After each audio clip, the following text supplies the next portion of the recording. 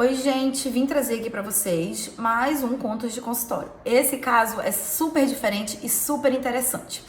Bom, essa paciente chegou pra mim por uma dor cervical importante, constante, pior quando ela fazia o movimento de inclinação do pescoço para a esquerda e incapacidade de fazer rotação para a esquerda. A amplitude dela era basicamente isso aqui, só de rotação à esquerda. E uma pessoa muito estressada, trabalhava com uma chefia importante, então tinha muita pressão em cima dela também. Bom, ela entrou em crise há muito tempo atrás. Essa crise dela veio associada com um quadro de paralisia facial, que demorou a fechar diagnóstico. Quando fechou o diagnóstico, fechou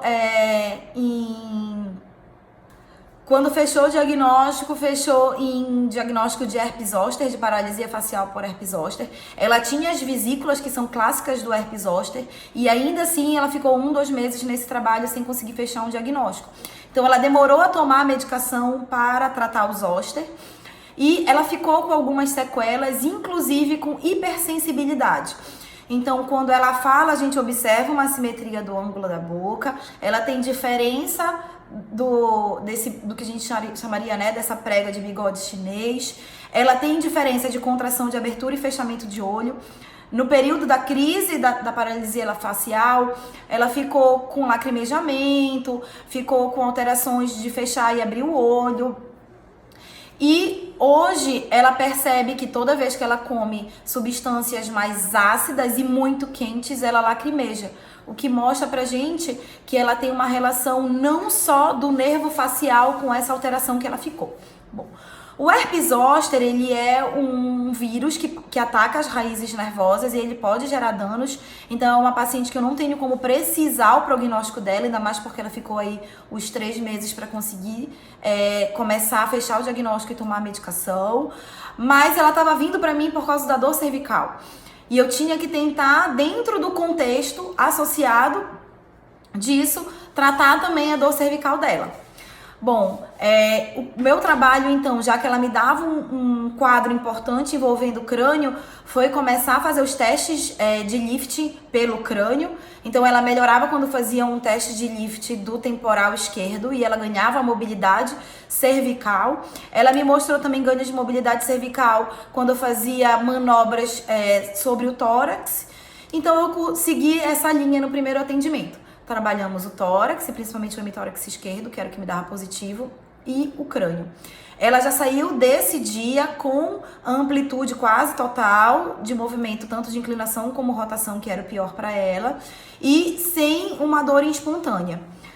Tentei procurar um movimento direcional com ela dentro da habilidade do Mackenzie, mas ela não me mostrou, então eu resolvi deixar quieto. Quando ela veio comigo da segunda vez, ela já estava com os pontos onde fica mais superficial o trigêmeo e com a sensibilidade da face muito mais equilibrada. Então eu já comecei a fazer um trabalho sobre a face, liberação da musculatura, das fáscias, dos trajetos nervosos, do crânio, e ela conseguiu evoluir muito bem. Esteticamente melhorou o rosto dela, e quando relação à dor, ela já não ficou mais com limitação de movimento, ela já ficou com amplitude total. E eu sempre gosto de atender o paciente naquele pior horário para ele, né? No caso dela era no final do dia, ela conseguiu ficar bem, o feedback dela foi que ela conseguiu dormir bem, e hoje ela voltou para a 3ª sessão. E era visível o quanto a face dela estava mais simétrica. Ela já me deu relatos de que ela tem dormido melhor, que ela não tem ficado com dor constante, como ela tem normalmente, mesmo num quadro de estresse, pelo cargo dela, pelo tipo de trabalho.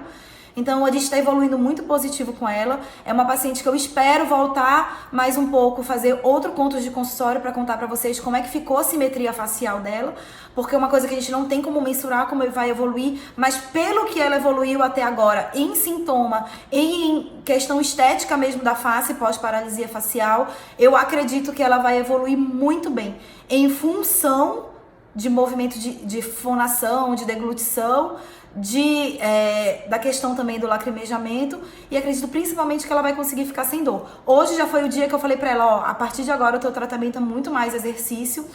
Ela comprou a ideia, ela vai voltar a fazer exercício, e eu conto pra vocês depois como ela ficou.